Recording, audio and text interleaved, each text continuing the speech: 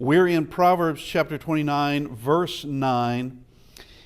If a man contends with the foolish man, whether the fool rages or laughs, there is no peace. Yeah, the fool gets the option.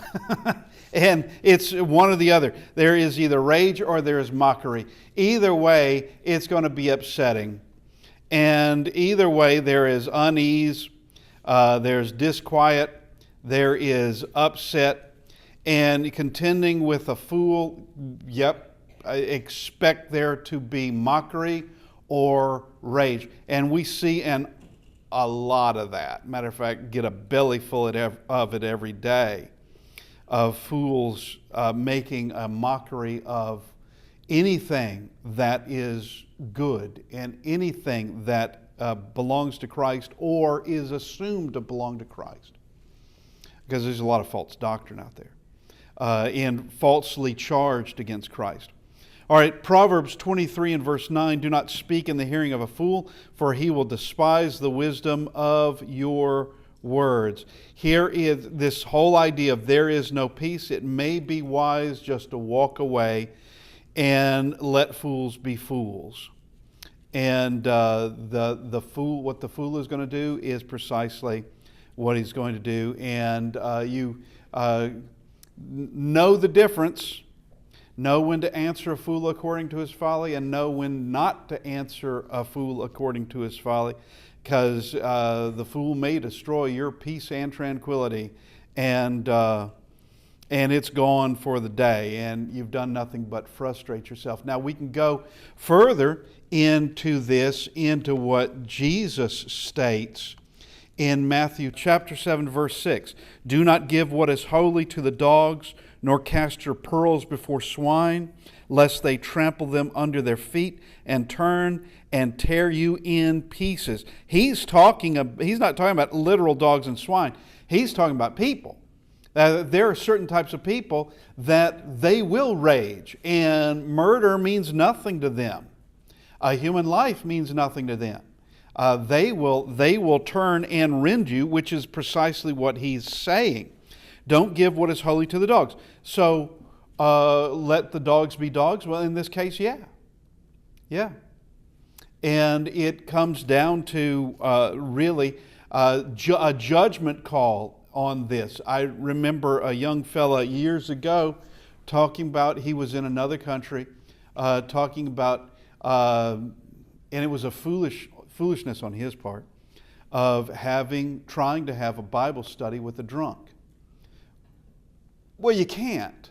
You can't have a Bible study with a drunk. And the next thing he knew, he had a knife to his throat. Now, he didn't die. He wasn't even cut. But suddenly this drunk started saying, I hate Christians. And he put that to the fella's throat.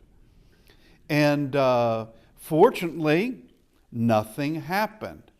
But there is a warning that Christ gave. And now, what we have in Proverbs 29:9 is not to that extreme. It's the raging or the mocking, the raging or the laughing. Yeah, you get no peace in there, and you may just have wasted your time. It'd be strange to say you wasted the fool's time. The fool wastes his time. But verse 10. Now, verse 10, I do believe we covered last week because it is connected to verse 7. But the bloodthirsty hate the blameless, but the upright seek his well-being. The upright will seek the well-being of the blameless. The innocent judge the wicked by being innocent. It's as simple as that. All right? There was a point in my lifetime, and it really wasn't that long ago in my lifetime, when it was a don't ask, don't tell. And that was kind of like a cultural policy, a policy concerning homosexuals. You don't ask, they don't tell. Okay, live and let live. That was the whole idea. Live and let live. Then it didn't stop there. It went from that point of it's not enough for you to be quiet and not complain. Now you have to show a loyalty. Fly that flag. Have brochures on pro-gay, brochures on your desk. You need to show a loyalty that is here. And then it doesn't stop there.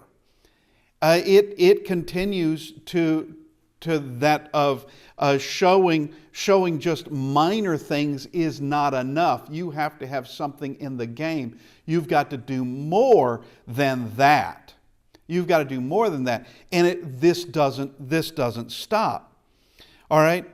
And that all has to do with the bloodthirsty hate the blameless. Now, anyone deep in sin, deep in it, and very much a fool, very much a wicked person, they hate the blameless because they are being judged by the blameless. The blameless don't do those things. And those who are the guilty, they know they're guilty. They know it. And in Genesis 19:9, you had the men of Sodom. This one came in to stay here, and he keeps acting as a judge. Now we will deal worse with you than with them. All right? And they're talking about Lot. What did Lot do? He came in here to stay. We didn't invite him. He came in here to stay. And it doesn't say necessarily that he said anything. And certainly in Genesis 19, he doesn't. He tries to calm these madmen, but they're not going to be calmed. And they just say, yeah, he came in here and he's been doing nothing but judging us. The bloodthirsty hate the blameless because they hate everything that is just. Proverbs 28:4, those who forsake the law praise the wicked. Well, if you're praise, and we're going to eventually get to a verse where it talks about these eternal opposites, and they are in fact eternal enemies. Righteousness and wickedness, right and wrong, good and evil. These are two, and they oppose each other. What does Christ say? And there is this distinct line between the two. If you're not gathering with me, you're scattering abroad. There is no neutral ground. There's no neutral ground. And one could just say, pick your side. All right, and choose wisely. Don't choose like a fool. Choose wisely. The wise side, those of the wise will choose God. And knowing that the rest is doomed. Knowing that there is one side, the side of evil, is the ultimate loser. Matter of fact, you could just say the constant loser. The side of evil only has its moments, its little moments of feeling kind of good, feeling like it can praise something, feeling like it's actually accomplishing something. And what it comes down to is you've not accomplished anything you thought you were going to accomplish. It has not happened. Now, verse 29 and verse 11, a fool vents his feelings, but a wise man holds them back. All right, to speak thoughtlessly, to speak just to blurt something out without a notion of the harm it might do, without a notion of the fuse those words might be lighting, just blurting these things out, vents all his feelings. All right, an emotional explosion, someone who says what he thinks, and the things that he thinks are kind of rotten, and he hasn't even thought about it. He makes no consideration about it. I am angry, and that's enough. You have offended me, and that's enough. You have hurt my feelings. You have done these things, and that's enough. And vents all of this, and it comes to nothing but foolishness and harm. That's all it can do. And look at the opposite of this, but a wise man holds them back. All right, he's not going to vent his feelings. Not going to do it. May have been offended, but okay. May have been hurt, but okay. Maybe we can hold a conversation and we're not blasting each other. Maybe we can hold a conversation and we're not destroying a relationship or everybody else around. Proverbs 13 and verse 16, every prudent man acts with knowledge, but a fool lays open his folly. And in this case, it would just be speaking whatever came on his mind without even thinking that what's on your mind is it's not good. It's headed toward, quickly heading toward evil. That would be the implication of it. And so we go to verse 12. Now verse 11, I need to make mention of this. Verse 11 is connected to verse 20. Let's just go down there because we're on this subject. To verse 20, do you see a man hasty in his words? There is more hope for a fool than for him. Now that's pretty bad because of this. A fool vents all his feelings. All right, a man hasty in his words. Once again, he does not consider the words he's saying and the leaven that he's putting out there. He has no idea. He's just going to be speaking without any consideration, without any thought, without measuring any kind of word at all or the response it could take. Someone who's just hasty in their words is going to find that you may think something, but that doesn't mean you need to be saying it. All right, everybody thinks in numerous ways, but you filter, you got to.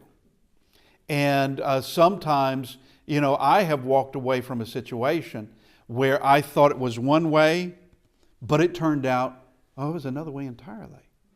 And if I had just blurted out what was going through my mind, that would have just been stupid. That would have been just a really foolish thing to do because you're just making assumptions on things you know nothing about. And best to just remain quiet. Best to remain just silent in all of this. And someone who is going to be hasty in their words, someone who's just going to vent their emotions, is going to be causing strife and anger. And here's a dangerous one with those other ones, division, dividing folks from each other. That is done by words as well. Now, we go to verse 12. Now, if a ruler pays attention to lies, all his servants become wicked. Speaking of leaven, here's leaven. You allow lies in, then you are in fact rewarding the liar. Well, if you're rewarding the liar, you're going to have servants of what's the point in telling this guy the truth at all, or this woman the truth at all? What's the point? Everyone will see that this is rewarded, and everybody is going to become infected by this. Just begin to lie. And I know a man that he had a job years ago, and he was required in that job by his superiors to lie to their superiors. All right, so that their department or his manager or superior, whoever it was, wouldn't get blamed for anything. But it was this spreading of lies, and he decided on his own he can't live that way. And he knew this is wrong, and he switched jobs at that point. This is no good. And if you want this lying done at this level, there's going to be lying done at every level. It's not going to stop. And pretty soon, you won't know what to trust. You won't be able to trust anybody. Not whatsoever. And I do have a friend. He is my friend. And the first time I met him, he told me a lie. Okay, not that important, but he told me a lie. And we could become friends. But he would have this funny little thing he will continue to say is he would say something. I would say, really? And he would say, would I lie to you except for that one time? As well, you opened the door. But the truth is anybody can lie to you. Anybody can do it. But your trust is going to be destroyed in that person. Your trust, there's certain things. And he did ask me, would you trust me? Do you trust me? And I said, well, for certain things, and I was very honest, for certain things, sure, I know you will do this. But for other things, no way. I wouldn't trust you because I don't know what you would do.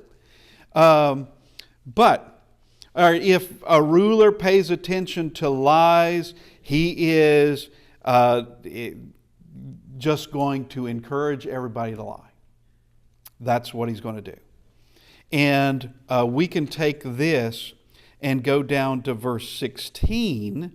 When the wicked are multiplied, transgression increases, but the righteous will see their fall. All right, so you have servants become wicked. When the wicked are multiplied now, coming off of verse 12, when the wicked are multiplied, transgression increases. So here is this evil continually like we see in Genesis 6 and verse 5. And Jeremiah 3 and verse 5, there's this statement, behold, you have spoken and done evil things as you were able. If you were able to do it, you would do it. That's what God is speaking to those people of Judah. All right? You were able, therefore you did. And there is no fear of punishment. When the wicked are multiplied, there's no fear of punishment. There's no fear of justice whatsoever. It's a wicked free-for-all is what it is.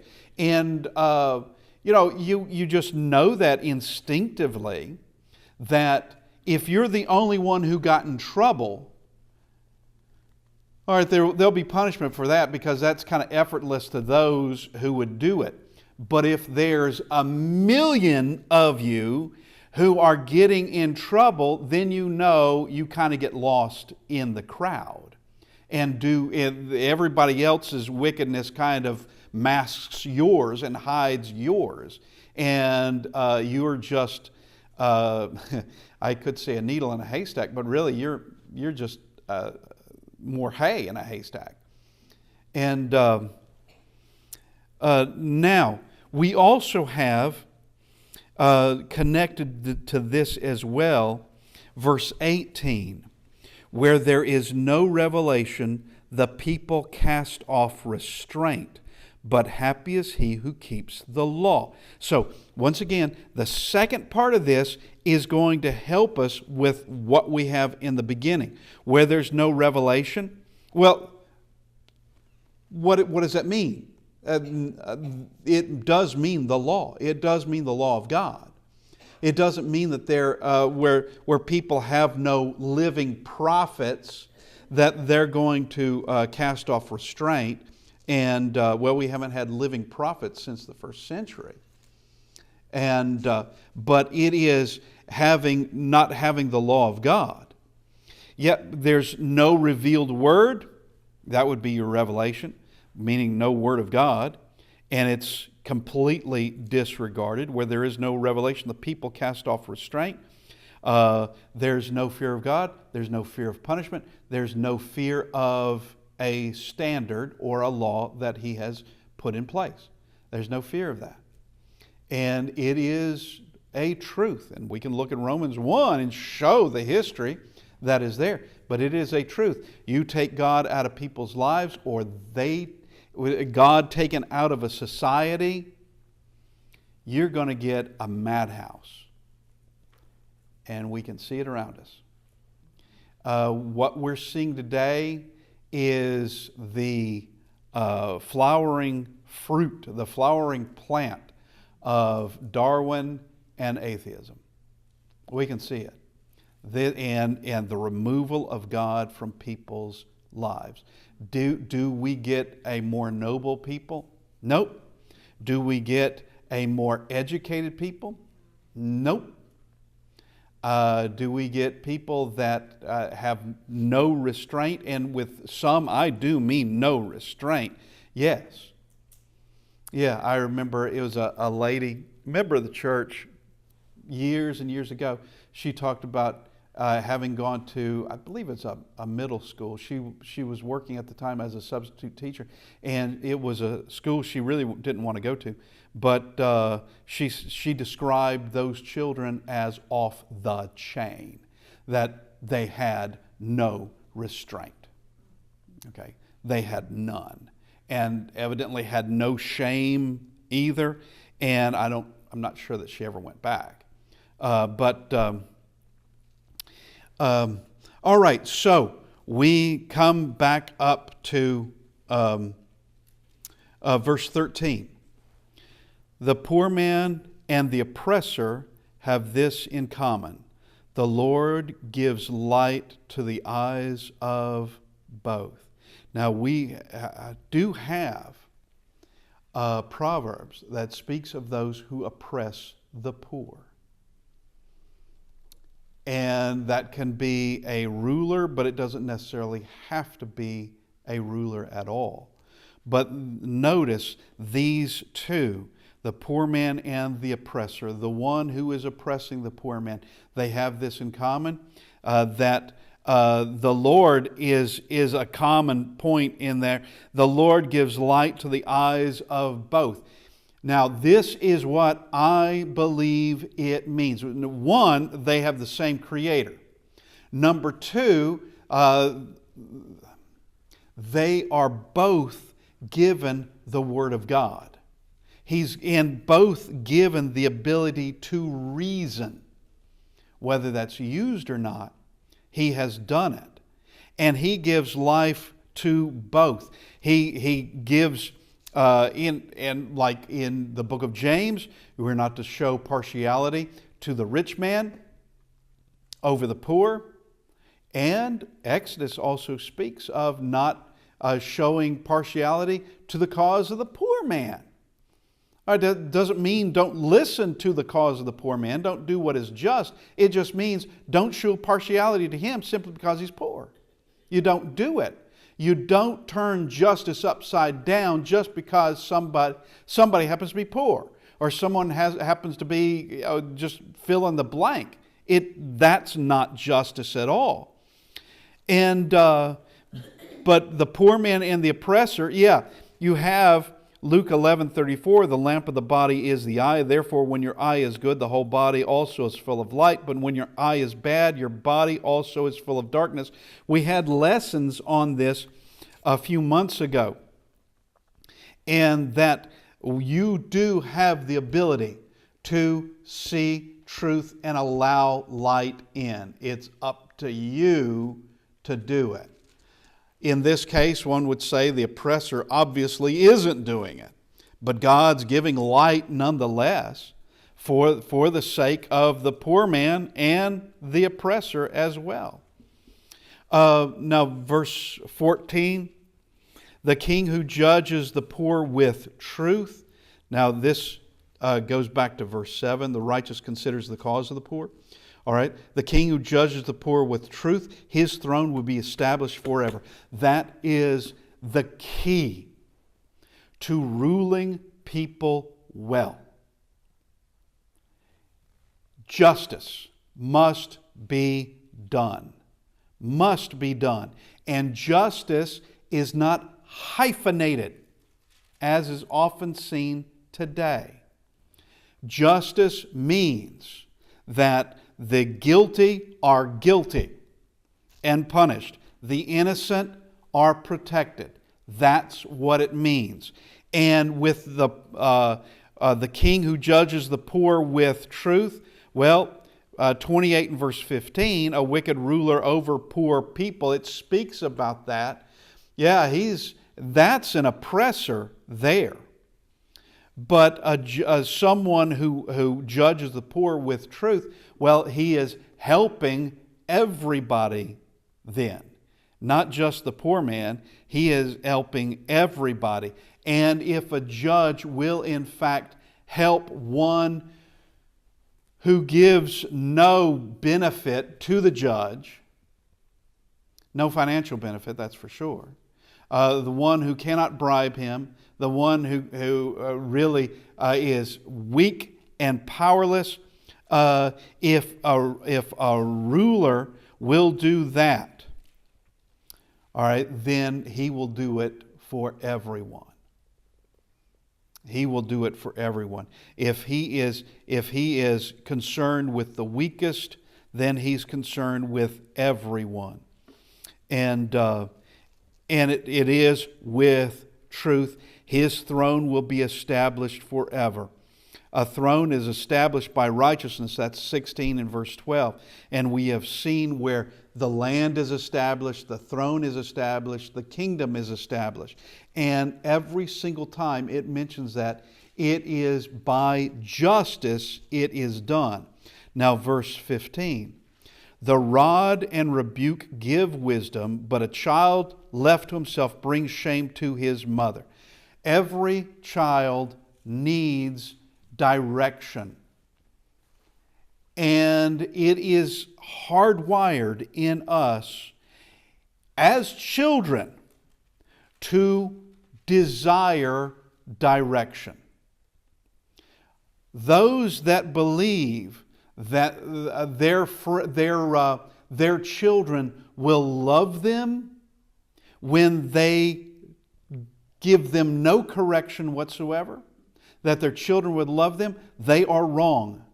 Their children will not love them. One, they didn't learn to do it. Number two, they just see their parents as being nothing, as being a pushover. That they instinctively, and it's built in, would know that certain things are wrong. They would know it's wrong. And there's no correction. Okay, if there's no correction, then I guess it's okay to do it. I guess it's okay. That there will be no respect for a parent who does not guide and correct a child. Now, we go to verse 17.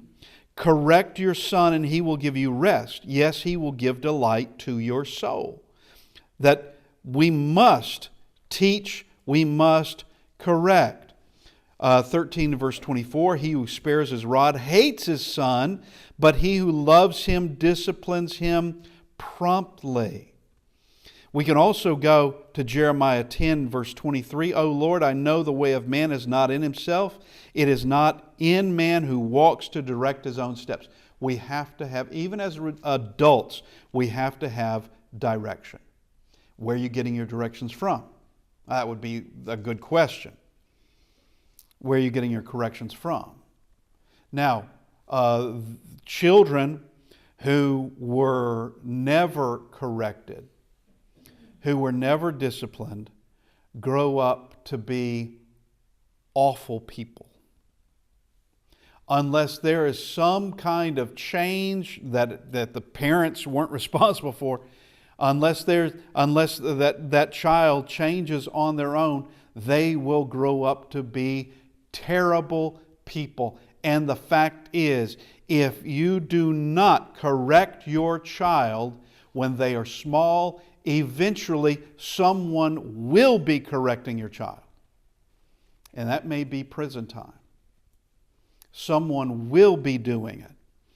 And there is a responsibility that a parent has in this. And that is why, like in verse 17, correct your son. That's a command. You do this.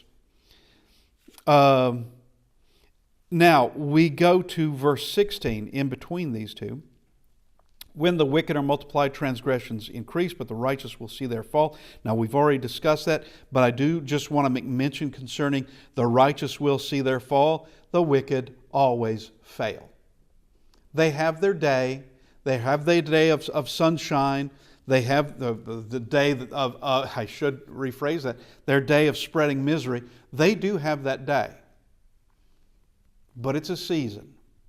How long is a season? Well, I don't know. It could be far more brief than you think. Far more brief. When the wicked are multiplied, transgressions increases, but the righteous will see their fall. Now, I just want to talk about the righteous will see their fall. That with the wicked, there is that season. Here is a trivia question for you. And how I come across these things, it just is. All right. With your famous pirate captains, all right, how long do you think a pirate captain actually remained a pirate captain? Now his career as a pilot. As a pirate, I can't answer that so much, but getting there on top, that being that pirate captain, how long would you think?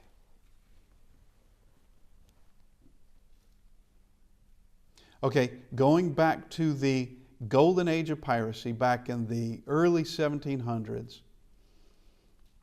colonial times, you had pirates on the east coast of North America. All right, you're looking at the longest was 3 years. That was it. Blackbeard, who was that, I mean, everybody knows him. All right, yeah, you're looking at 3 years. Now, he quit. His was not death as a pirate. He actually quit, and I think he was still up to no good. But it's 3 years. Others went from nothing to being feared by the navies, Spanish and British. Went from nothing to being greatly feared, I think was around 6 months. And that was death. That was it.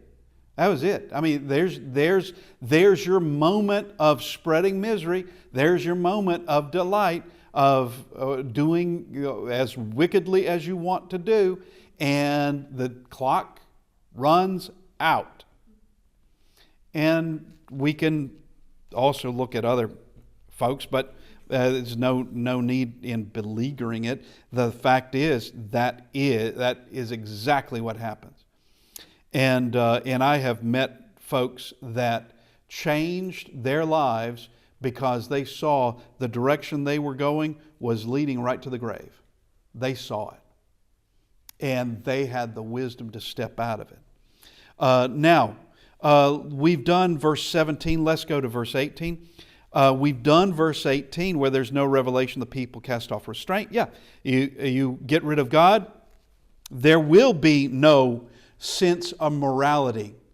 There'll be no more sense. And the fact is, if there is no God, there is no right or wrong. That's the way it is. And if someone is an atheist, don't complain about anything I may do or say because you have no grounds to talk.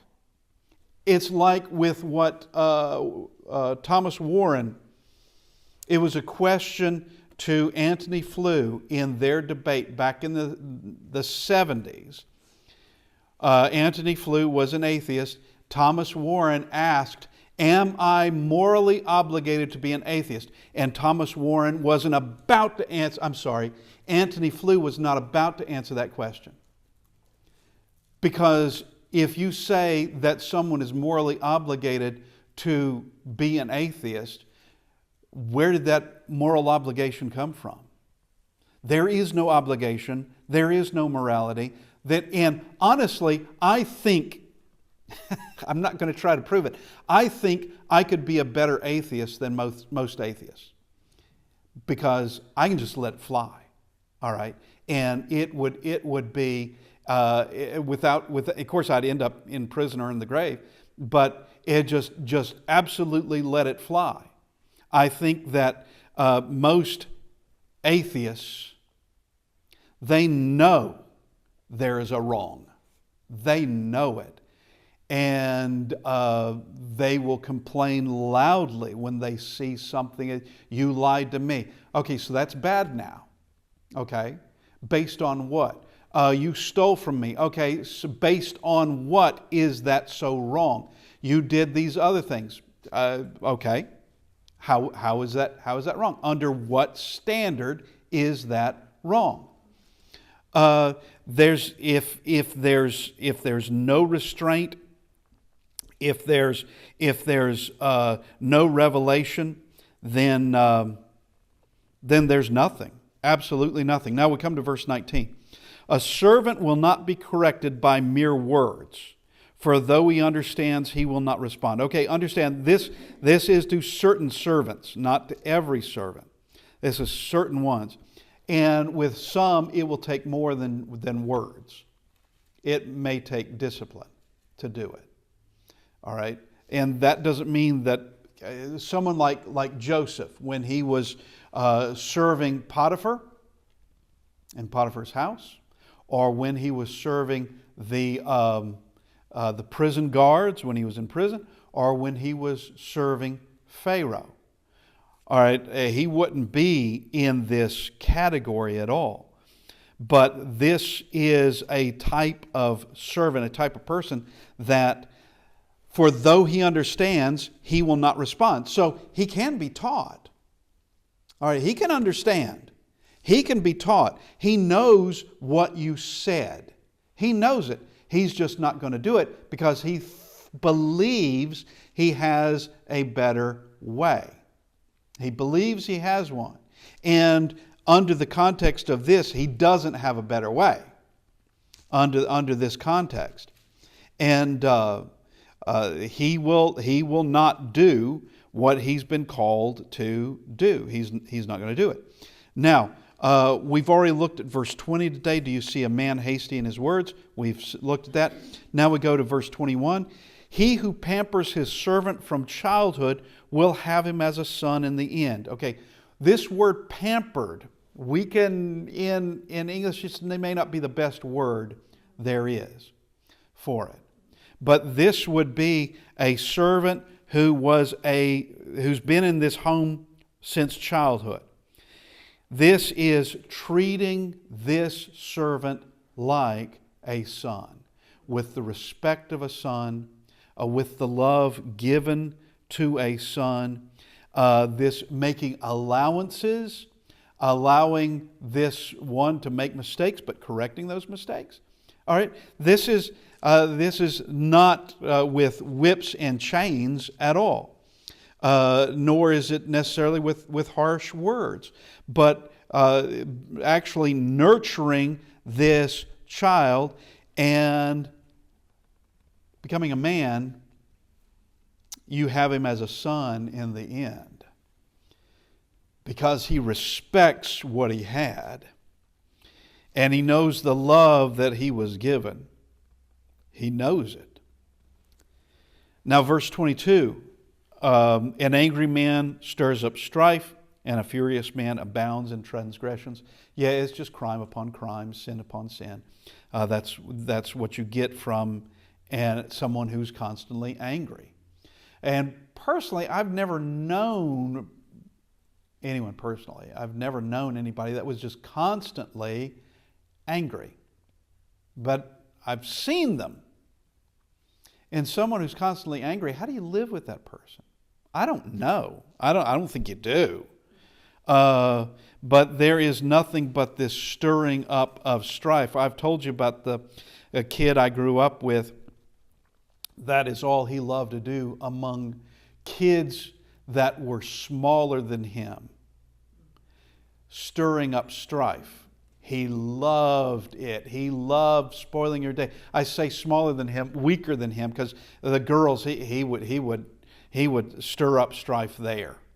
And that made his day. And I don't know why you would want that, because in the end, no one liked him. I mean, it came to that. Why? And he didn't seem to. It didn't bother him any. Now, when it was like teenage boys, and he was smaller than them, teenage boys, he wasn't going to mess with them. All right, because he couldn't be intimidating or anything like that. They'd punish him. But anybody else, yeah, he would do that. But this, and I don't know that he was angry per se, but he sure took a delight in making strife.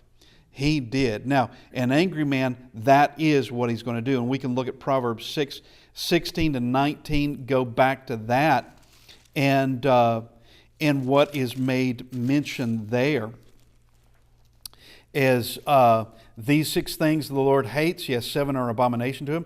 Proud look, a lying tongue, hands that shed innocent blood, a heart that devises wicked plans, feet that are swift to run to evil, a false witness who speaks lies, and one who sows discord among brethren. There is that stirring up strife and abounding in transgressions, just continuing on and on and on until stopped. All right, now speaking of stopping, we're going to have to stop today, and hopefully we'll finish the chapter next week, and thank you for being with us.